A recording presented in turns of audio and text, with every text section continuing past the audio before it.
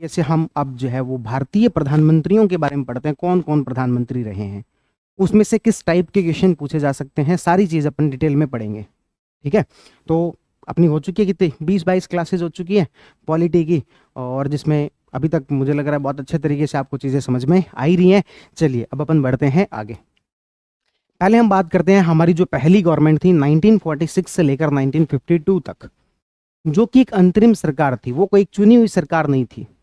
जवाहरलाल नेहरू जी को उस समय में प्रधानमंत्री बनाया गया, और आपके जो डिप्टी पीएम है वो इस समय में कौन बने थे, तो डिप्टी पीएम आपके बने थे सरदार वल्लभ भाई पटेल। 1950 में उनकी डेथ हो गई थी, लेकिन उस समय तक वो डिप्टी पीएम रहे थे। या फिर हमसे ये पूछा जाए कि डिप्टी पीएम के तौर पर, उप प्रधानमंत्री के तौर पर आज तक सर्वाधिक कार्यकाल किसका रहा है, तो आपके सरदार वल्लभ भाई पटेल का रहा है। ये देखो, मैंने जो आपको नोट्स लिख के दिए हुए ना, मैंने आपको यहाँ पर ये जो नोट्स प्रोवाइड करवाए हैं, इसमें आपको ये दिखाई दे रहा होगा, ये प्रधानमंत्रियों की लिस्ट आपको यहाँ पर दिखाई दे रही है। पर कुछ चीजें मैंने और ज्यादा डिटेल में आपको बता रहा हूँ, तो आप एक अलग से एक पेज पर लिख भी लेना, है ना। अधिकतर बातें तो इसमें लिखी हुई हैं, पर फिर भी बहुत सारी ऐसी बातें भी बच गई जो कि मैं अलग से भी बता रहा हूँ आपको। जैसे डिप्टी पीएम वाला इसमें नहीं लिखा, इसमें क्या प्रधानमंत्रियों की लिस्ट है, लेकिन मैं अभी जो चल रहा हूँ वो लोकसभा के हिसाब से चल रहा हूँ। अलग अलग कौन कौन सी लोकसभा थी, उसमें पीएम कौन था, उसमें डिप्टी पीएम कौन था, ताकि कहानी के रूप में चीजें हमें जो थोड़े से दिमाग में बैठ जाए। और इसी के साथ साथ हमारी लोकतांत्रिक राजनीति जो डेमोक्रेटिक पॉलिटिक्स है वो भी जानकारी में बैठ जाए, और कौन कौन से गठबंधन आज तक रहे हैं वो भी पता लग जाए। तो इस तरीके से हम लोकसभा वाइज चल रहे हैं, ताकि आपके 3-4 टॉपिक, 3-4 तरीके के अलग अलग फैक्ट्स एक साथ कंपाइल हो जाए। तो ये वाले ठीक है, लेकिन आप एक पेज के अलग से भी नोट्स बना लेना। ठीक है, चलिए वापस चलते हैं अपन मुद्दे पर। तो हमने कहा कि पहली जो हमारी सरकार थी वो इंटरिम गवर्नमेंट थी, चुनी हुई सरकार नहीं थी, एक तरीके से अंग्रेजों के द्वारा बनवाई गई सरकार थी, जिसमें डिप्टी प्राइम मिनिस्टर अपने कौन थे, सरदार वल्लभ भाई पटेल, और जिनका टेन्योर आज तक का सर्वाधिक कार्यकाल किसी भी उप प्रधानमंत्री का रहा है। उसके बाद में हमारी जो पहले चुनाव होते हैं 1952 के अंदर, फर्स्ट जनरल इलेक्शन, जिसमें कि सारे स्टेट्स के, सारे आपकी लोकसभा के सभी के इलेक्शन जो एक साथ हुए थे। टोटल उस समय में 489 सीट्स थी। टोटल उस समय में कितनी सीट्स थी, 489।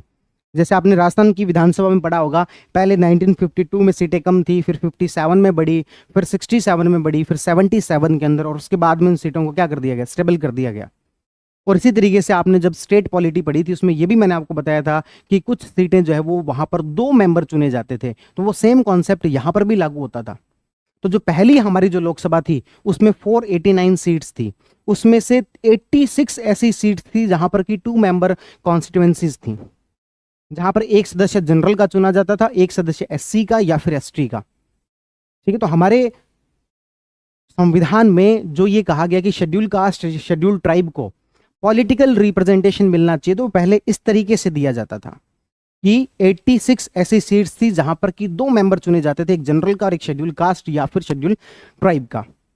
पहली लोकसभा के अंदर जवाहरलाल नेहरू को 364 सीटें, कांग्रेस पार्टी को 364 सीटें प्राप्त हुई आउट ऑफ 489, 364 सीट्स। और उस समय में जो दूसरी सबसे बड़ी पार्टी थी वो थी communist party of India. UPSC में एक क्वेश्चन पूछा जा चुका है कि उस समय में दूसरी सबसे बड़ी पार्टी कौन सी थी, इसके ऊपर क्वेश्चन पूछा जा चुका है। तो दूसरी जो सबसे बड़ी पार्टी थी वो थी कम्युनिस्ट पार्टी ऑफ इंडिया, 16 सीटें प्राप्त हुई थी। कितनी सीटें प्राप्त हुई थी, 16 सीटें। लेकिन यदि पूछा जाए वोट परसेंटेज के अकॉर्डिंग दूसरी सबसे बड़ी पार्टी कौन सी थी, तो दूसरी सबसे बड़ी पार्टी थी पीएसपी, प्रजा सोशलिस्ट पार्टी, जिसके नेता थे नरेंद्र देव। इनको 10.59%, 59 वगैरह हटाओ, परसेंटेज भी हटाओ, बस इतना पता होना चाहिए कि अच्छा एक और बात, मैं यहां पर जितने भी फैक्ट बता रहा हूं ना, ये फैक्ट को याद रखने के नहीं है कि कांग्रेस पार्टी को 364 थी, 374 थी, 354 थी, 366 थी, नहीं। हम एक ओवरव्यू ले रहे हैं हमारी इंडियन पॉलिटिक्स का, ताकि आपका वो जो टॉपिक है भारत में लोकतांत्रिक राजनीति वो अच्छे से क्लियर हो जाए। यहां पर इंपॉर्टेंट है फैक्ट्स कि दूसरी सबसे बड़ी पार्टी कौन सी थी, तो वो आपके पीएसपी थी। कितने प्रतिशत वोट आए थे डजंट मैटर। ठीक है, तो दूसरी सबसे बड़ी पार्टी कौन सी थी, प्रजा सोशलिस्ट पार्टी, जिसके जो है वो लगभग 10% वोट आए थे। सीटें बहुत कम आई थी, 12 सीटें आ पाई थी। सीटों के हिसाब से second largest party was CPI, communist party of India. ठीक है, और टोटल कितनी सीटें थी ये हमने देखा फर्स्ट लोकसभा के बारे में। अब अपन चलते हैं सेकंड लोकसभा। सेकंड लोकसभा जिसके इलेक्शन कब हुए, 1957 में हुए। पहला डिलिमिटेशन हो चुका था और इस समय में सीटें बढ़ी और सीटें बढ़ के इसमें कितनी होगी 494 सीटों पर चुनाव हुए। इन 494 सीटों में से कांग्रेस पार्टी 371 सीटें जीती और 48% वोट आए। इस चीज को मैं इसलिए मेंशन कर रहा हूं, ध्यान रखना, अभी तक का भारत में जितने भी चुनाव हुए हैं किसी भी पार्टी को प्राप्त हुए हाईएस्ट वोट शेयर रही है लोकसभा में। Highest vote share in Lok Sabha Congress party को 48% वोट शेयर। इस बार बीजेपी पार्टी ने भी ऐसा ही अपना एक टारगेट रखा था कि 50% वोट लेने हैं। एनडीए के टोटल कितने वोट लेने, 50%। आए कितने, आई थिंक 43 के आसपास आए, ठीक है। लेकिन टारगेट कितने का था, 50 का था। क्यों? क्योंकि ये वाला टारगेट, ये वाला जो है वो रिकॉर्ड तोड़ना है। अभी तक कांग्रेस पार्टी के हाईएस्ट वोट आए कितने, 48%, और ये हाईएस्ट है। सीटों के मामले में देखेंगे, राजीव गांधी के समय में आई थी 414 सीटें, लेकिन वोट प्रतिशत के मामले में ये हाईएस्ट है, 48% वोट। और कांग्रेस पार्टी को कितनी सीटें मिली, यहां पर 371 सीटें मिली। Second largest party was communist party of India, 27 सीटें, पीएसपी 19 सीटें। फिर मैं कह रहा हूं ये सीटों की संख्या इंपॉर्टेंट ही नहीं है। आप ये देखो, पहली में और दूसरी में, दोनों में सेकंड लार्जेस्ट पार्टी कौन सी थी, सीपीआई थी। बस बात खत्म। और यहां पर अखिल भारतीय जनसंघ, श्यामा प्रसाद मुखर्जी की जो पार्टी है, दीनदयाल उपाध्याय, वो भी चुनाव लड़ने लग गए तो 4 सीटें उनको भी आई थी, ठीक है। और यहां पर 494 सीटों में से 91 ऐसी थी जहां पर 2 मेंबर कॉन्स्टिट्यूएंसीज थी। यहां पर कितनी थी, 86, वहां पर 5 और बढ़ गए। ऐसे 494 में से कितने, 91 जो है वो 2 मेंबर कॉन्स्टिट्यूएंसीज थी। ये हमारी सेकंड लोकसभा के बारे में। अभी तक पूरे के अंदर प्रधानमंत्री कौन चल रहे हैं, जवाहरलाल नेहरू, जवाहरलाल नेहरू, जवाहरलाल नेहरू। कोई डिप्टी पीएम, इन दोनों में कोई डिप्टी पीएम नहीं, इसके अंदर थे सरदार वल्लभ भाई पटेल, ठीक है। उसके बाद आगे चलते हैं और तीसरी लोकसभा की तरफ चलते हैं। 1962 में 1962 में इंडिया चाइना वॉर हुआ था, उस वजह से इंडिया जो हार गया था, और उसका प्रभाव यहां पर भी देखने को मिलता है। कांग्रेस की थोड़ी शक्ति में कमी हुई और कांग्रेस ने सीटों के मामले में भले ही 361 सीटें जीती, लेकिन वोट प्रतिशत पिछले जैसा रिटेन नहीं कर पाए। ना तो सीटें इंपॉर्टेंट है, ना वोट प्रतिशत इंपॉर्टेंट है। इंपॉर्टेंट ये है, आपसे पूछा जाए हाईएस्ट वोट शेयर कब आया, तो सेकंड लोकसभा में। ये ध्यान रखना जरूरी है। और फिर से जो कांग्रेस की सरकार बनी और जवाहरलाल नेहरू जो है फिर से प्रधानमंत्री बने। फिर से CPI party second largest party थी, लेकिन इस समय में एक नई पार्टी और आ चुकी थी, उसका नाम था स्वतंत्र पार्टी, सी राजगोपालाचारी की। यही सेम कहानी अपने राजस्थान पॉलिटी के अंदर भी रिपीट होती है। सेकंड लार्जेस्ट पार्टी सीपीआई थी, लेकिन तीसरी जो सबसे बड़ी पार्टी है या फिर एक नई पार्टी आ रही थी, वो कौन सी थी, स्वतंत्र पार्टी, सी राजगोपालाचारी के नेतृत्व के अंदर। तो हमारी तीसरी लोकसभा के अंदर प्रधानमंत्री कौन, जवाहरलाल नेहरू। मैं इन सारी फैक्ट्स को, जो आपके इंपॉर्टेंट फैक्ट्स हैं, वो लास्ट में सारे फैक्ट्स को मैं कंपाइल कर दूंगा, एक बार आप बस कहानी के रूप में सुनते जाओ बस। तो तीसरी लोकसभा के अंदर जो वो कांग्रेस पार्टी को 361 सीटें आई, जवाहरलाल नेहरू भारत के प्रधानमंत्री बने, लेकिन 1964 में उनकी डेथ हो गई। पद पर रहते हुए पहले प्रधानमंत्री जिनकी मृत्यु हो गई, कौन थे, जवाहरलाल नेहरू। पद पर रहते हुए पहले प्रधानमंत्री जिनकी पद पर रहते हुए मृत्यु होगी, वो कौन थे, जवाहरलाल नेहरू। और ये कुल 17 वर्ष तक भारतीय प्रधानमंत्री रह के गए और अभी तक का हाईएस्ट है। सबसे ज्यादा कार्यकाल आज तक प्रधानमंत्री के तौर पर किसी का रहा है तो किसका, जवाहरलाल नेहरू। इसके अलावा मैं कहूं कि लगातार 3 बार प्रधानमंत्री पद की शपथ ली है आपके। एक तो शुरुआत में भी कही, इवन 4 बार कहेंगे, या फिर कहे चुने हुए सरकार के रूप में लगातार 3 बार, 52 में, 57 में और 62 में। दूसरे ऐसे प्रधानमंत्री जिन्होंने लगातार 3 बार प्रधानमंत्री पद की शपथ ली है, और वो कौन है, आपके नरेंद्र मोदी, ठीक है। तो ये ध्यान रखना, लगातार 3 चुनावों के अंदर जीत हासिल की, 17 वर्ष तक पीएम रहे, और जब इनकी मृत्यु हुई तो एक्टिंग प्राइम मिनिस्टर, यानी कि कुछ समय के लिए प्राइम मिनिस्टर किसे बना दिया गया, गुलजारी लाल नंदा को। एक्टिंग प्राइम मिनिस्टर किसे बना दिया गया, गुलजारी लाल नंदा को, ठीक है।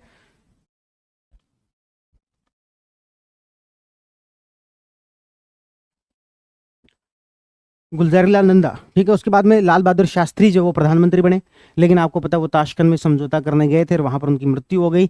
1964 से 66 तक वो रहे, लेकिन बाद में उनकी मृत्यु हो गई। फिर से एक्टिंग प्राइम मिनिस्टर बनने का मौका आया किसके पास, गुलजारी लाल नंदा। तो यहाँ पर फिर से कौन बने, गुलजारी लाल नंदा।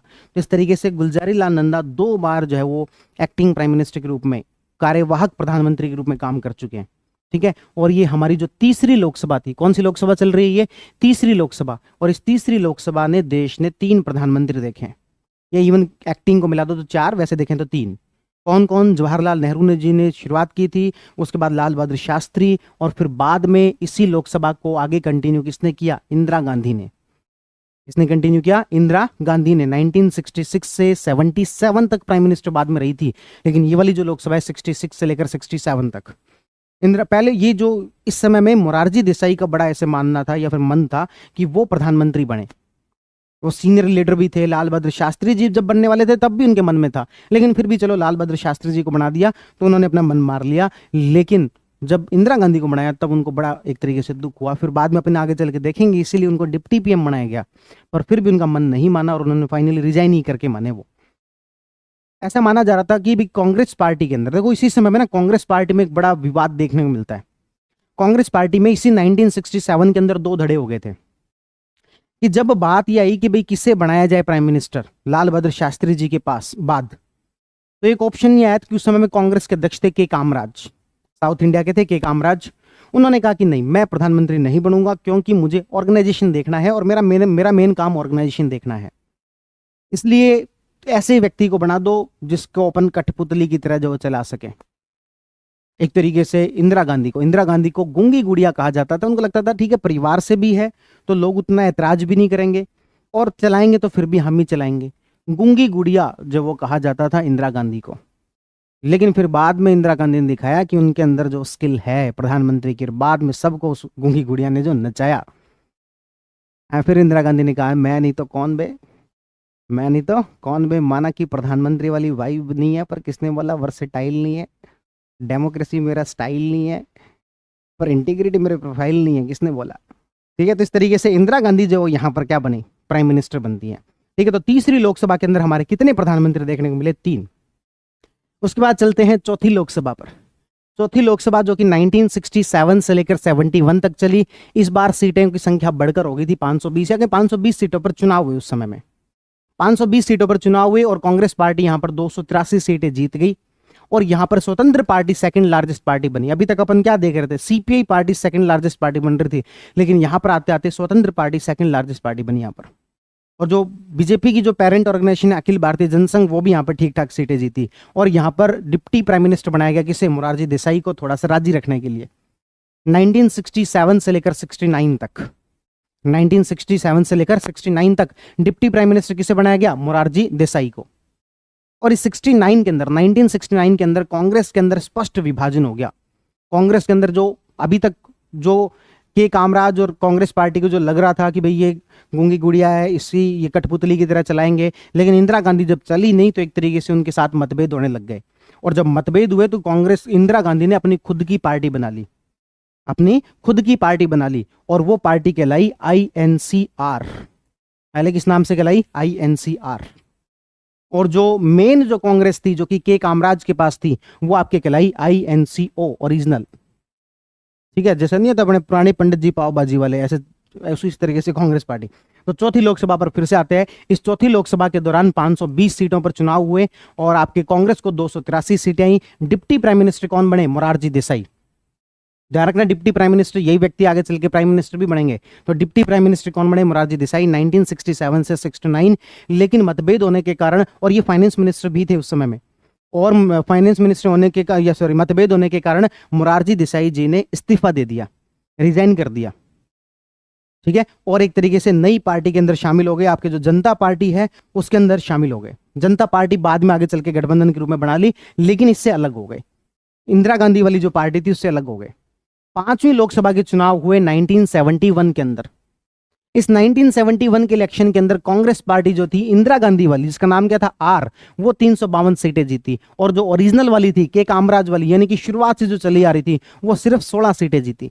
इसलिए कहा जाता है वर्तमान में जो कांग्रेस है वो एक्चुअल में INCR है, इंदिरा गांधी वाली है। और आगे चल के अपन नाम देखेंगे, कांग्रेस ने, ये इंदिरा गांधी ने अपनी पार्टी का नाम INCR से भी हटाकर सीधे सीधे लिख दिया INC इंदिरा, बस बात खत्म। India is Indira, Indira is India. ठीक है, तो इस तरीके से R भी हटा लिया बाद में। तो अभी पार्टी का नाम क्या है? INCR, जिसमें कि कांग्रेस पार्टी जो 352 सीटें जीती और जो ओरिजिनल वाली थी वो सिर्फ 16 सीटें जीत पाई, और CPI पार्टी 25 सीटें जीती।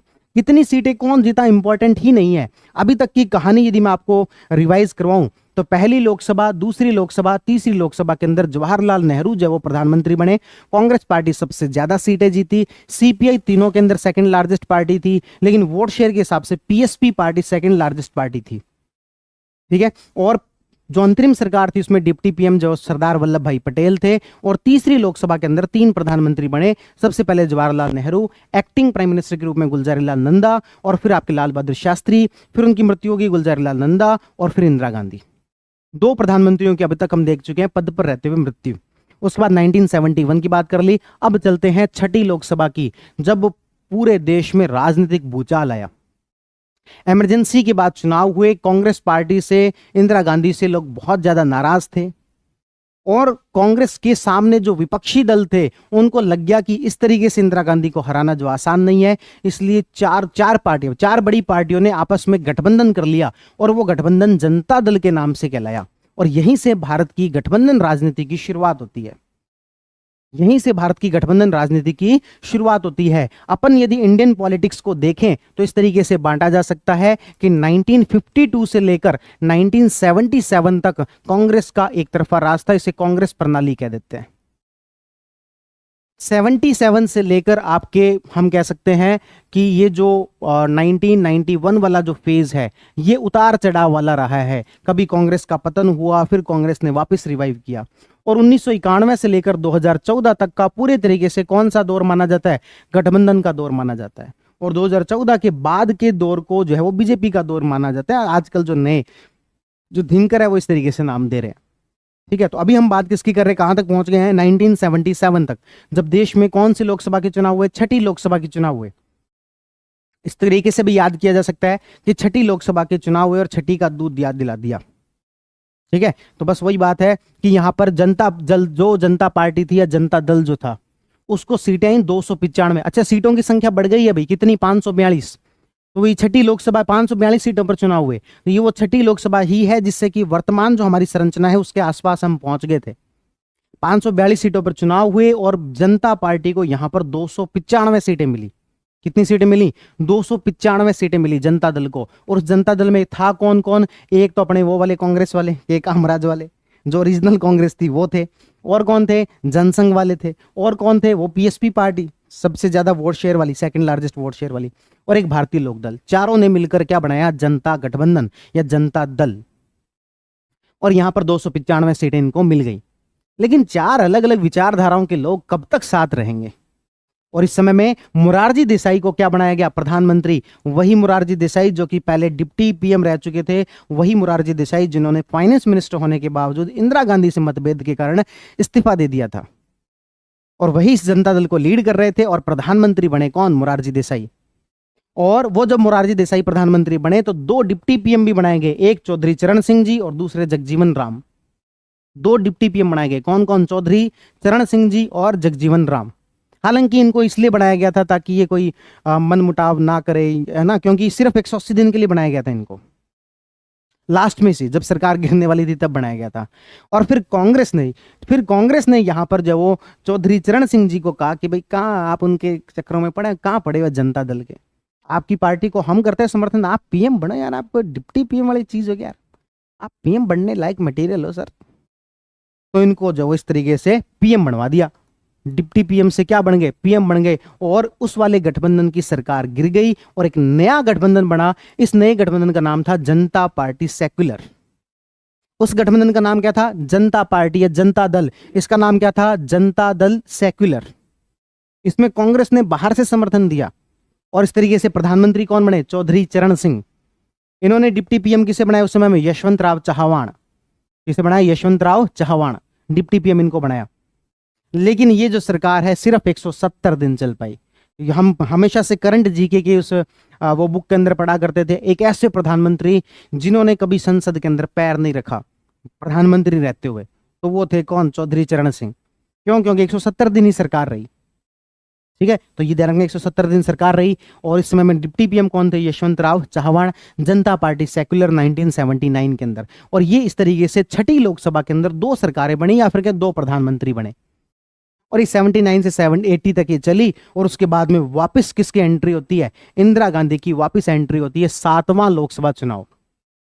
इंदिरा गांधी इस बार 353 सीटों के साथ जीत के आती है। जनता पार्टी सेक्युलर वाली 41 सीटों पर रह गई और जनता पार्टी जो पहले वाली थी वो 31 पर रह गए, दोनों बिखर गए और कांग्रेस पार्टी फिर से जीत के आती है, फिर से जीतती है। इंदिरा गांधी यहां पर बनती है फिर से प्रधानमंत्री, ठीक है। और उसके बाद में इंदिरा गांधी की पद पर रहते होते हुए मृत्यु हो जाती है, क्योंकि उन्हें मार दिया जाता है। इस तरीके से पद पर रहते हुए मृत्यु, तीसरी प्रधानमंत्री। पहले कौन थे? जवाहरलाल नेहरू, दूसरे लाल बहादुर शास्त्री और तीसरे इंदिरा गांधी, और तीन ही हैं अभी तक। दो की एक तरीके से नेचुरल डेथ मानी जाती है और जो इंदिरा गांधी है उनको मार दिया गया था। उसके बाद में आपने राजीव गांधी का भी सुनते हैं, उनकी भी हत्या हो गई थी, लेकिन ध्यान रखना राजीव गांधी की जो हत्या हुई थी वो पद पर रहते हुए नहीं हुई थी। वो प्राइम मिनिस्टर बन चुके थे, उनका कार्यकाल पूरा हो चुका था, उसके बाद में प्राइम मिनिस्टर 1989 तक ही रहे थे, उनकी डेथ 1991 में हुई थी। तो पद पर रहते हुए तीन ही व्यक्ति है जिनकी मृत्यु हुई है, ठीक है। तो इंदिरा गांधी सेवंथ जो लोकसभा है उसमें। उसके बाद आती है 8वीं लोकसभा। जब इंदिरा गांधी की हत्या हुई उस समय में ये था कि राजनीति में अब कौन आएगा। अच्छा ध्यान रखना, ये जो लोकसभा चुनाव था अपन ने देखा ना, छठा लोकसभा चुनाव, इसके अंदर इंदिरा गांधी खुद चुनाव हार गई रायबरेली से। उनके जो बेटे थे संजय गांधी वो खुद चुनाव हार गए अमेठी से। दोनों माँ बेटे जो चुनाव हार गए अमेठी और रायबरेली से। और उसके बाद हम वापस चलते हैं 8वीं लोकसभा पर। 8वीं लोकसभा जिसमें कि इंदिरा गांधी की मृत्यु की सहानुभूति राजीव गांधी को मिलती है और राजीव गांधी 414 सीट जीत के आते हैं, अभी तक का हाईएस्ट। और यहां तक आते आते पार्टी का नाम भी क्या कर लिया था? INC Indira, Indian national Congress Indira. और कितनी सीटें जीत गए? 414 सीट जीत के आए। अभी तक का हाईएस्ट कोई इतनी सीटें भारतीय लोकतंत्र के अंदर नहीं जीत पाया है। उस समय में टीडीपी पार्टी को 30 सीटें, टीडीपी वही चंद्रबाबू नायडू वाली, और सीपीआई पार्टी को 22 सीटें। फिर से मैं कह रहा हूं ये इंपॉर्टेंट नहीं है कि कितनी सीटें आई किसको। वोट प्रतिशत कितने आए? 46.86। मैंने ऐसे ही नहीं लिखा, ये कोई आपको याद करवाने के लिए नहीं लिखा, लेकिन केवल मैं आपको नोटिस करवा रहा हूं कि सीट सबसे ज्यादा है लेकिन वोट अभी भी उससे कम है। जो सेकंड लोकसभा थी उसमें हाईएस्ट वोट थे 47 पॉइंट कुछ थे, अपन राउंड फिगर में 48 मान रहे थे उसको। हाईएस्ट वोट शेयर वो था, हाईएस्ट सीट जो वो ये है। 8th लोकसभा के अंदर जब प्रधानमंत्री कौन बने? राजीव गांधी, और 84 से लेकर 89 तक प्रधानमंत्री रहे। इस दौरान उनकी सरकार में एक मंत्री थे जिनका नाम था वीपी सिंह, विश्वनाथ प्रताप सिंह। विश्वनाथ प्रताप सिंह जो कि फाइनेंस मिनिस्टर थे और डिफेंस मिनिस्टर भी थे। बहुत इंपॉर्टेंट मिनिस्ट्रीज दे रखी थी, फाइनेंस मिनिस्टर और डिफेंस मिनिस्टर। लेकिन उसी समय में ये उन्होंने बगावत कर दी, कांग्रेस पार्टी से इस्तीफा दे दिया और राजीव गांधी पर बोफोर्स घोटाले का आरोप लगाया, या सरकार पर बोफोर्स घोटाले का आरोप लगाया। तो उसके बाद में जब चुनाव हुए, 9वीं जो लोकसभा के चुनाव हुए 1989 से 91 तक, तो कांग्रेस पार्टी को 197 सीट आई, बहुमत नहीं मिला, मेजोरिटी जो वो नहीं आई। अभी तक का हम कहें पहला चुनाव है जहां पर किसी दल को मेजोरिटी नहीं आई हो। इससे पहले जितने भी चुनाव हुए हमारे देश के अंदर, 8 लोकसभा चुनाव जितने भी हुए, सब के अंदर किसी ना किसी को मेजोरिटी मिली। सिर्फ एक बार जनता दल को मेजोरिटी मिली, बाकी हर बार कांग्रेस को मेजोरिटी मिली। लेकिन पहला चुनाव ऐसा 9वीं लोकसभा जहां पर की मेजोरिटी नहीं मिली, और यहां से भारतीय गठबंधन की राजनीति का स्वर्णिम जो दौर था, जो कोएलिशन जो गवर्नमेंट्स जो बनना, वो इस समय में सबसे ज्यादा देखने को मिलता है। तो कांग्रेस पार्टी को 197 सीटें आई, तो फिर कौन सी पार्टी को ज्यादा सीटें आई? तो वो जो जनता दल था उसको 143 सीट आई। इसको एक तरीके से लीड कौन कर रहे थे? विश्वनाथ प्रताप सिंह, वीपी सिंह। और बीजेपी पार्टी यहां पर 85 सीट्स आई। राम मंदिर वाला आंदोलन चल रहा था उस समय में, ठीक है। तो 85 सीट आई और कम्युनिस्ट पार्टी ऑफ इंडिया को 33 सीट आई, सीपीआई को 33 सीट आई। इन तीनों ने आपस में क्या कर लिया? गठबंधन कर लिया। और ये गठबंधन क्या कहलाया? नेशनल फ्रंट कहलाया, राष्ट्रीय दल कहलाया। उससे पहले जो गठबंधन था उसका नाम क्या था? जनता दल। इसका नाम क्या है? राष्ट्रीय दल, नेशनल फ्रंट। 1989 में Vishwanath Pratap Singh, BJP, communist party of India और जनता दल, इन तीनों का जो गठबंधन है वो क्या कहलाया? नेशनल फ्रंट कहलाया। और इस तरीके से प्रधानमंत्री बने कौन? वीपी सिंह। लेकिन इसमें भी जब भी अलग अलग विचारधाराओं के लोग आपस में मिलते हैं तो उतना आसान नहीं होता उसको कंटिन्यू करना, उस लीगेसी को लेकर चलना। तो इसी लोकसभा के अंदर 2 सरकारें हमें देखने को मिली। पहली सरकार 89 से लेकर 90 तक, जिसमें वीपी सिंह प्रधानमंत्री रहे, और उसके बाद 90 से लेकर 91 तक, इन 2 सालों के अंदर भी 2 सरकार बन गई। और इसमें प्रधानमंत्री कौन बने? चंद्रशेखर।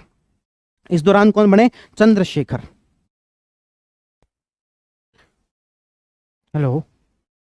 हाँ, तो क्या बीच में छोटा सा ब्रेक आ गया था, है ना। चलो आगे शुरू करते हैं। तो हमने कहा कि ये जो 9वीं जो लोकसभा है, इसके अंदर दो सरकारें बनी। एक पहली जिसमें कि सरदार जो आपके प्रधानमंत्री है वो कौन थे, वीपी सिंह, विश्वनाथ प्रताप सिंह। और उसके बाद 1990 से 91 के बीच में, क्योंकि ये तीन पार्टियों का गठबंधन था, आपके जनता दल थी, इसमें बीजेपी थी और कम्युनिस्ट पार्टी ऑफ इंडिया थी। उस समय में डिप्टी पीएम कौन बने थे, ताऊ देवीलाल, चौधरी देवीलाल। और 1990-91 वाली जो थी उसके अंदर प्रधानमंत्री कौन बने, चंद्रशेखर, है ना, इसी लोकसभा के अंदर, क्योंकि कांग्रेस ने साथ दिया उनका। भाई पहले तो इन तीन पार्टियों को बना, लेकिन बाद में बीजेपी ने और सीपीआई ने इनसे जो साथ छीन लिया। बाद में कांग्रेस के समर्थन से ये बने, लेकिन ये जो आपके गठबंधन है वो किस नाम से कहलाया, तो आपकी जनता दल सोशलिस्ट कहलाया। पहले क्या था, जनता नेशनल फ्रंट, और ये क्या कहलाया, जनता दल सोशलिस्ट। ठीक है, गठबंधन का नाम ध्यान रखना क्या है, जनता दल सोशलिस्ट। तो याद करो, एक तो पहले अपन ने कहा था जो जनता दल नाम से था, फिर उसके बाद जनता दल सेक्युलर, उसके बाद नेशनल फ्रंट, और अभी ये क्या बन रहा है, जनता दल सोशलिस्ट। ये चार गठबंधन अभी तक अपन देख चुके हैं। ठीक है, तो ये कौन सी लोकसभा की बात है, 9वीं लोकसभा की, जो कि 1989 से लेकर कब तक रही, 1991 तक रही। और 1991 में देश में आर्थिक संकट का सामना करना पड़ा, और उस समय हम पढ़ते हैं प्रधानमंत्री कौन थे, पीवी नरसिम्हा राव। कौन थे, पीवी नरसिम्हा राव। 10वीं लोकसभा, इस 10वीं लोकसभा के अंदर कांग्रेस को 244 सीटें आई, और 244 सीटों के बाद में सरकार बनाना आसानी काम था, कोई ज्यादा मुश्किल काम था नहीं। तो कांग्रेस ने यहाँ पर 244 सीटों के साथ में सरकार बना ली, और प्रधानमंत्री कौन बने, पीवी नरसिम्हा राव। कौन सी लोकसभा, 10वीं।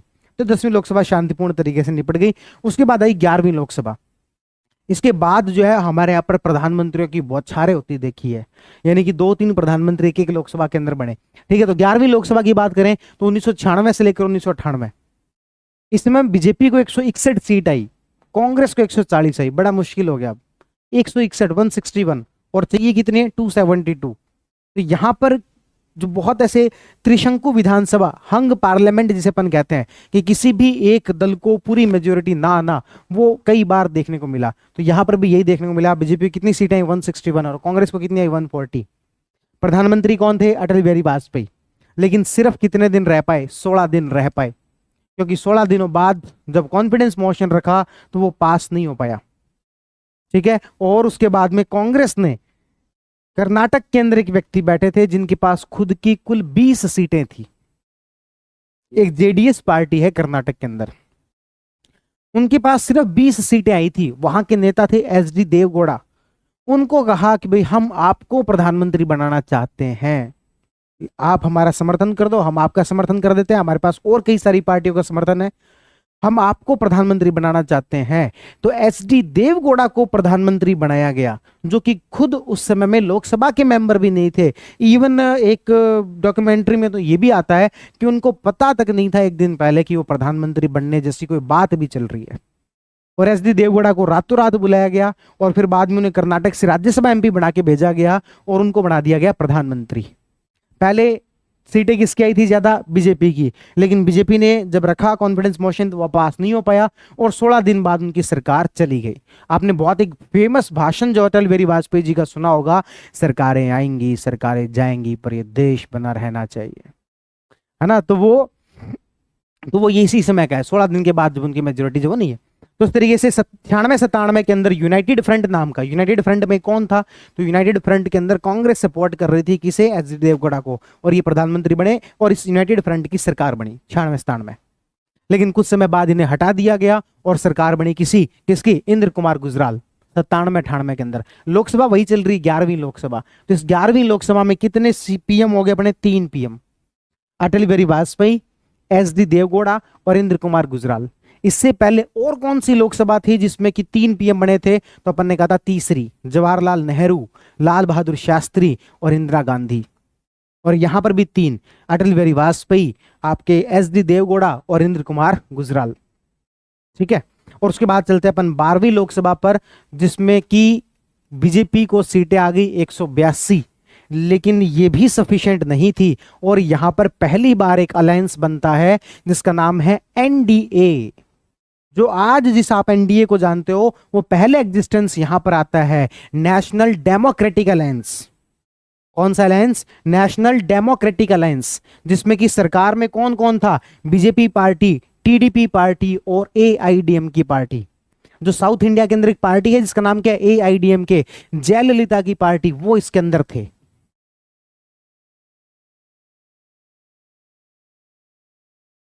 तो यहां पर जयललिता की पार्टी का समर्थन था। TDP, चंद्रबाबू नायडू वाली, जिनका भी समर्थन है। तो बीजेपी को साउथ इंडिया की वजह से एक तरीके से प्रधानमंत्री अटल बिहारी वाजपेयी जी रहे थे। और फिर जो है वो कुछ समय बाद में विश्वास प्रस्ताव रखते हैं, मतलब जो विपक्षी जो सदस्य वो कहते हैं कि अटल बिहारी वाजपेयी जी के पास में जो है वो पूरी मेजोरिटी नहीं है। तो उस समय में विश्वास प्रस्ताव रखते हैं और AIDMK पार्टी अपना समर्थन ले लेती है। सिर्फ 1 वोट से उनकी सरकार चली जाती है। सिर्फ कितने वोट से? 1 वोट से उनकी सरकार जो चली जाती है। कॉन्फिडेंस मोशन रखते हैं लेकिन वो फेल हो जाता है। हाँ, वो जो मैं भाषण जो नहीं कह रहा था वो इस समय का है, 12th लोकसभा का है। आपने बहुत ही फेमस भाषण आपने सुना होगा, है ना, कि भाई ये लोकतंत्र बना रहना चाहिए, सरकारें आएंगी जाएंगी लेकिन ये लोकतंत्र बना रहना चाहिए। ऐसी खरीदी हुई सरकार बनाने से, इस खरीदी हुई सरकार को मैं चिमटे से भी छूने से मना करता हूँ। इस तरीके के अटल बिहारी वाजपेयी जी का बड़ा फेमस तरीका था उनका बात करने का। तो 12th लोकसभा के अंदर जो है NDA, BJP, TDP इन सब ने मिलकर सरकार बनाई लेकिन इनकी सरकार गिर गई। उसके बाद आते हैं 13th लोकसभा। इस बार अटल बिहारी वाजपेयी और मजबूती के साथ आए, हालांकि सीटें उतनी थी पर कांग्रेस की सीटें कम हो गई। उनकी सीटें 182 आई लेकिन कांग्रेस की सीटें 114 रह गई। इस बार NDA अलायंस पूरे तरीके से आराम से सरकार जो चला पाया और पहले नॉन कांग्रेस PM थे जो कि 5 साल अपना कार्यकाल पूरा किया। पहले नॉन कांग्रेस PM हुए जिन्होंने 5 साल अपना कार्यकाल पूरा किया। यदि आप देखोगे जब जब कांग्रेस हारी, जब जब कांग्रेस की सरकार नहीं बनी, उन्होंने क्या किया, थोड़े दिनों बाद किसी एक व्यक्ति को कहा कि हम तुम्हें प्रधानमंत्री बना देते हैं। इसके एग्जाम्पल आपको देखने को मिलेगा। चौधरी चरण सिंह को समर्थन किसने किया? कांग्रेस ने, कि लो हम आपको बना देते हैं। कुछ समय बाद हटना पड़ा। आपके जब अटल बिहारी वाजपेयी जी की सरकार थी, SD देवगौड़ा को किसने कहा? कांग्रेस ने, कि लो हम आपको बना देते। कुछ समय बाद वो सरकार गिर गई। और इस बार जब बीजेपी को कुछ सीटें कम आई तब उनको यही डर था कि कल को नीतीश कुमार या चंद्रबाबू नायडू को कांग्रेस ये ना कह दे कि हम अपने सभी MP का, हालांकि 99 है, हम अपने सभी MP का समर्थन देते हैं और आपको प्रधानमंत्री बनाते हैं। ये थोड़ा थोड़ा डर तो था इस बार मन में, ठीक है। लेकिन वो है कि जब कांग्रेस और बीजेपी के बीच में गैप बहुत ज्यादा होता है, यहाँ पर गैप बढ़ गया। देखो यहाँ पर गैप थोड़ा था, कांग्रेस के पास में MP अच्छे खासे थे, यहाँ पर गैप काफी ज्यादा बढ़ गया। और इस बार तो और भी ज्यादा गैप है, 240 और 99, 141 का गैप है। ये जो सरकार है वो पूरे 5 साल जो चल पाई और फर्स्ट नॉन कांग्रेस PM जिसने कि 5 साल पूरे किए और पहले ऐसे या फिर कहें तीसरी बार शपथ लेने वाले प्रधानमंत्री अटल बिहारी वाजपेयी। इससे पहले ये काम इंदिरा गांधी कर चुकी थी और आपके जवाहरलाल नेहरू कर चुके थे। तीसरी बार प्रधानमंत्री बने कौन? अटल बिहारी वाजपेयी। और इस समय में डिप्टी प्राइम मिनिस्टर कौन बने? लाल कृष्ण आडवाणी, 2002 से लेकर 2004 के बीच। इस समय में डिप्टी प्राइम मिनिस्टर कौन बने? 2002 से लेकर 2004 के बीच लाल कृष्ण आडवाणी। तो अभी तक अब कौन कौन से डिप्टी PM देख चुके हैं? सबसे पहले सरदार वल्लभ भाई पटेल को देखा था, फिर मोरारजी देसाई को देखा था, चौधरी चरण सिंह जी को देखा था, यशवंत राव चौहान को देखा था, बाबू जगजीवन राम को देखा था, चौधरी देवीलाल को देखा था और फिर आपके लाल कृष्ण आडवाणी। इतने जो हमारे डिप्टी प्राइम मिनिस्टर रहे हैं। अब आगे की जो कहानी है वो आप में से अधिकतर लोगों को पता है। 2004 से लेकर 14 तक सरकार किसकी थी? कांग्रेस की। और कांग्रेस का जो अलायंस है उसका नाम क्या था? UPA, United progressive alliance. Congress के अलायंस का नाम क्या था? United progressive alliance. तो एक हमारे जो टॉपिक है कौन सा? Coalition government. यदि कोएलिशन गवर्नमेंट में वो कौन कौन से कोएलिशंस बने इसका वो हमें इतिहास पूछे तो हम ये कह सकते हैं कि 1977-78 के अंदर जो कोएलिशन था उसका नाम क्या था? जनता दल। फिर उसके बाद में 79-80 के बीच में जब प्रधानमंत्री कौन हुए? चौधरी चरण सिंह जी। उस समय में जो अलायंस बना उसका नाम क्या था? जनता दल सेक्युलर। क्या नाम था? जनता दल सेक्युलर। उसके बाद 1989 और 90 के बीच में जब VP सिंह, विश्वनाथ प्रताप सिंह की जब सरकार बनी उस समय में जो अलायंस था उसका नाम क्या था? National front. उसका नाम क्या था भाई? National front. और जब आपके जो है चंद्रशेखर को प्रधानमंत्री बनाया गया 90 और 91 के बीच में, उस अलायंस का नाम क्या था? तो उस अलायंस का नाम था आपके जनता दल सोशलिस्ट। जनता दल सोशलिस्ट, ठीक है। और उसके बाद में SD देवगौड़ा वाला जो अलायंस था उस समय में जो सरकार बनी थी उसका जो अलायंस था वो क्या कहलाया था? आपके यूनाइटेड फ्रंट। वो क्या कहलाया था? United front. और जब बीजेपी ने सरकार बनाई पहली बार, उनका अलायंस क्या कहलाया? एनडीए। और अब जो 2004 में कांग्रेस ने सरकार बनाई है, वो अलायंस क्या कहलाता है? UPA, United progressive alliance. और अभी कांग्रेस ने 2024 के चुनाव में एक अलायंस बनाया था, उसका नाम क्या था? India alliance. क्या नाम था? India alliance. बस इतने अलायंस रहे हैं भारत की हिस्ट्री में जिन्होंने, ऐसे तो देखो छोटे मोटे तो बहुत सारे रहे हैं, लेकिन जो जिस पर क्वेश्चन पूछा जा सकता है, जिसने कोई सरकारें बनाई है, उसके बारे में बात कर रहे हैं। अब इसके अलावा एक क्वेश्चन ये बनता है कि कोएलिशन गवर्नमेंट के फायदे क्या हैं और कोएलिशन गवर्नमेंट के नुकसान क्या हैं, ये बन सकता है। अब देखो कोएलिशन गवर्नमेंट के फायदे क्या हैं। फायदे ये है कि चलो ठीक है, छोटे छोटे जो दल होते हैं उनको भी सरकार में स्थान मिल जाता है, और हम कहें तो जो माइनॉरिटी है उसका ध्यान थोड़ा सा ज्यादा रखा जाता है। जो भी डिसीजन लिया जाता है वो सभी से पूछ कर लिया जाता है, तानाशाही जैसी चीज नहीं चलती है। यदि हमसे पूछा जाए कि इसके नुकसान क्या है, तो हम कहेंगे नुकसान ही नुकसान है। कैसे? डिसीजन मेकिंग डिले होती है, सरकार अस्थायी होती है। देखो जब जब मेजोरिटी नहीं आई तब तब सरकारें गिरी हैं, बार बार प्रधानमंत्री बदलते हैं, बार बार आपके जो पॉलिसीज हैं वो बदलती हैं, ये जो दल बदल है वो बदलता है, कौन सा व्यक्ति कौन सी पार्टी में चला जाए नहीं पता लगता। क्यों? क्योंकि 2-4 एमपी की वजह से सरकारें बदल सकती हैं, तो एक एक व्यक्ति के ऊपर नजर रखनी जरूरी है। इस वजह से करप्शन वगैरह की चीजें ज्यादा बढ़ती हैं। तो बिल्कुल एक ऐसे टॉपिक, ऐसे मतलब कि लॉजिक होंगे जो कि आप इजीली, यदि आपने लिखे हुए नहीं पढ़े तब भी ये बता सकते हो कि हाँ भाई ये इसके फायदे होंगे, ये इसके नुकसान होंगे। तो यही आपकी टॉपिक है जिसका नाम क्या है? Coalition government. और यही भारत की डेमोक्रेटिक पॉलिटिक्स का टॉपिक है। ठीक है, एक दो बातें और देख लेते हैं। तो हमने कहा 2004 से 2009 के बीच में कौन सी लोकसभा? 14वीं लोकसभा। कांग्रेस को सीटें 145, बीजेपी को 138। फिर से कह रहा हूं सीट्स के नंबर इंपॉर्टेंट नहीं है। प्रधानमंत्री कौन बने? मनमोहन सिंह। और ये भी राज्यसभा से थे। कहां से थे? असम से थे। राज्यसभा से एमपी बना के भेजा गया था। कहां से? असम से। और ये जो अलायंस है वो क्या कहलाया? आपके यूपीए अलायंस। और 9 से 14 के बीच में भी सेम कहानी रिपीट हुई। सीटों का नंबर इंपॉर्टेंट है नहीं, कांग्रेस की सरकार, मनमोहन सिंह प्रधानमंत्री और यूपीए अलायंस की सरकार। 16वीं और 17वीं जो लोकसभा है वो बीजेपी की सरकार बनी। हालांकि बीजेपी का खुद की मेजोरिटी आ गई, अकेले बीजेपी पार्टी के पास इतनी मेजोरिटी थी कि वो सरकार चला सकती थी, लेकिन चुनावों में वो पहले से ही अलायंस के साथ लड़े थे। देखो 2 प्रकार के अलायंस होते हैं। एक इसको अपन बोलते हैं प्री पोल अलायंस। क्या बोलते हैं? प्री पोल अलायंस, यानी कि चुनावों से पहले ही गठबंधन कर लिया। और एक होता है पोस्ट पोल अलायंस, यानी कि चुनाव के बाद गठबंधन किया। फॉर एग्जाम्पल बीजेपी पार्टी का जो नीतीश कुमार के साथ में या चंद्रबाबू नायडू के साथ में जो अलायंस है वो चुनावों से पहले का है। आम आदमी पार्टी का कांग्रेस के साथ जो अलायंस था पंजाब में, तो वो बाद में हुआ और दिल्ली में पहले हो गया। ममता बनर्जी के साथ कांग्रेस का अलायंस नहीं था, हालांकि यदि आवश्यकता पड़ती तो उनका पोस्ट पोल अलायंस हो जाता। एक जो कि चुनाव से पहले हो गया, एक जो चुनाव के बाद साथ आते हैं। ठीक है, तो हमारे यहाँ पर कहीं प्री पोल अलायंस में लड़ रहे थे।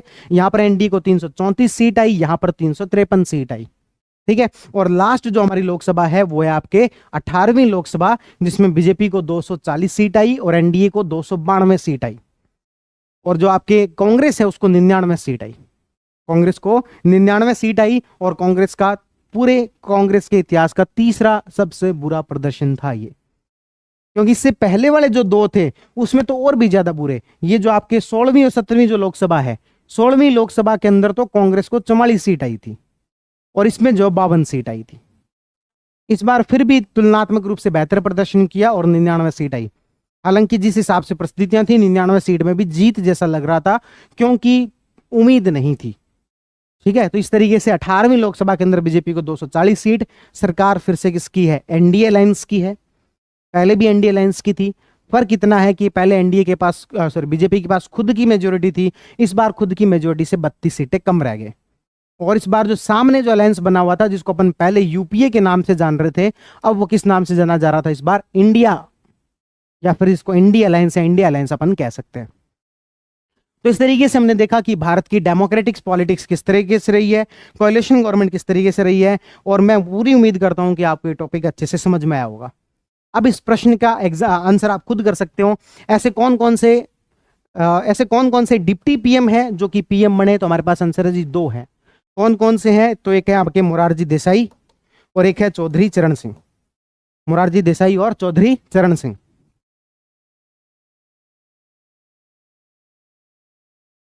अब हम कुछ इस तरीके की बात कर रहे हैं, ऐसे कुछ सवालों की बात, जैसे कि कुछ कुल ऐसे कितने डिप्टी पीएम जो कि बाद में पीएम बने, तो मोरारजी देसाई और चौधरी चरण सिंह। ऐसे कौन कौन से राज्यसभा, ऐसे कौन कौन से प्रधानमंत्री थे जो कि राज्यसभा से सदस्य बन के गए, तो इंदिरा गांधी पहले राज्यसभा से सदस्य के रूप में गई थी, एस.डी. देवगौड़ा, इंद्र कुमार गुजराल और एक आपके मनमोहन सिंह। ठीक है, ये चार हो गए, इंदिरा गांधी, एस.डी. देवगौड़ा और एक आपके इंद्र कुमार गुजराल और एक आपके मनमोहन सिंह। ऐसे कौन कौन से प्रधानमंत्री हैं जिनकी पद पर रहते मृत्यु हो गई? जवाहरलाल नेहरू, लाल बहादुर शास्त्री और इंदिरा गांधी। सर्वाधिक कार्यकाल किसका रहा है? पहले नंबर पर जवाहरलाल नेहरू, दूसरे नंबर पर इंदिरा गांधी, तीसरे नंबर पर नरेंद्र मोदी, चौथे नंबर पर मनमोहन सिंह। उसके बाद में सर्वाधिक बार कौन रहा है?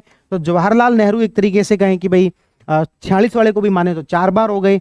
इंदिरा गांधी जो है वो आप देख लो 67 में एक, देन 69 में फिर बनी, सॉरी 71 तक चली थी वो, 2, फिर 83, 3 बार ये बनी। और फिर अपने अटल बिहारी वाजपेयी जी भी कितनी बार बने? 3 बार। और नरेंद्र मोदी भी कितनी बार बने? 3 बार। इस तरीके से ये कैलकुलेशन हो जाएगी। अच्छा, ऐसे कौन कौन से मुख्यमंत्री हैं जो कि बाद में प्रधानमंत्री बने? तो ऐसे 6 लोग हैं। ऐसे कौन कौन से व्यक्ति हैं जो कि पहले मुख्यमंत्री रहे और बाद में प्रधानमंत्री भी बने? तो कौन कौन है देख लेते हैं भाई। सबसे पहले हैं आपके मोरारजी देसाई, मोरारजी देसाई जो कि बॉम्बे के मुख्यमंत्री थे। चौधरी चरण सिंह जो कि यूपी के मुख्यमंत्री रह चुके हैं। वीपी सिंह यूपी के मुख्यमंत्री रह चुके हैं। पीवी नरसिम्हा राव आंध्र प्रदेश के, एस.डी. देवगौड़ा कर्नाटक के और नरेंद्र मोदी गुजरात के। 6 ऐसे प्रधानमंत्री है जो कभी ना कभी मुख्यमंत्री भी रह चुके हैं। इसके अलावा और किस टाइप के क्वेश्चन बन सकते हैं?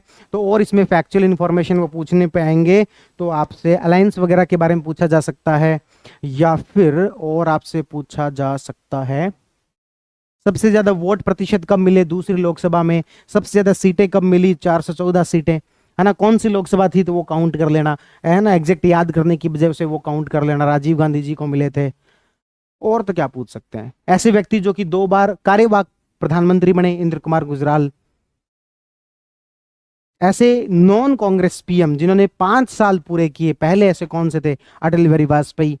पहले नॉन कांग्रेसी पीएम कौन थे? मोरारजी देसाई। ठीक है, तो इस तरीके के आपसे इससे क्वेश्चन जो पूछे जा सकते हैं। तो मैं उम्मीद करता हूँ ये टॉपिक आपको अच्छे से समझ में आ गया होगा। ठीक है, तो अगली वीडियो आपको अभी जल्दी मिल जाएंगी, लेकिन आज पहले मैं ये पूरे को एक साथ जो समराइज करके आपको एक ही वीडियो में देना चाहता था, ताकि आपको कभी रिवीजन करना हो तो ये वीडियो आप अलग से देख लो। ठीक है, चलिए।